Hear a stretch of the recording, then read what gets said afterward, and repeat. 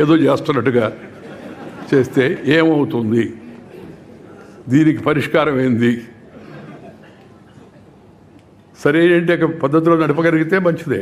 ఇప్పుడు సోషల్ మీడియాని కాస్త అదుపులో పెట్టాలనేది కేంద్రం ఏదో కొన్ని తీసుకొస్తుంటే దానికి గొడవ చేస్తారు. అంతా కూడా మీరు ఎట్లా కంట్రోల్ చేస్తారని, కంట్రోల్ చేయకపోతే అది వచ్చే పరిణామాలు ఏందో మీరు చూశారు. ఆంధ్రప్రదేశ్లో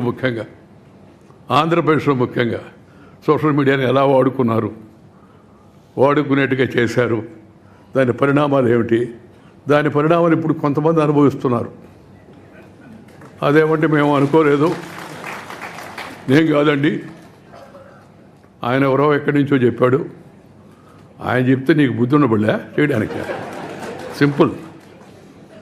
అది వేరే విషయం అనుకోండి. రాజకీయాల్లోకి ఆ వ్యక్తుల గురించి పోను, నేను రాజకీయాల్లో లేను నేను ఇప్పుడు, అందువల్ల నాకు దాని గురించి పెద్ద ఇదే. కానీ జరుగుతున్న విషయాలు వాటి గురించి సహజంగా ఒక బాధ్యత కలిగిన పౌరుడిగా ఆందోళనగా ఉంటుంది.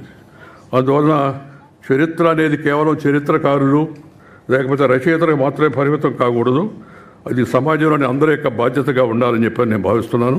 చాలా సంతోషం, మంచి పుస్తకం ఆవిష్కరించే ఈ కార్యక్రమంలో అందరం కలిసి పాల్గొన్నాం. కేంద్ర ఆర్థిక మంత్రి నిర్మలా సీతారామన్ గారు ఒక మాట చెప్పాలా, ఏంటంటే ప్రపంచం అంతా ఆర్థిక వ్యవస్థ చాలా కుదుపులకు లోనైపోతుంది.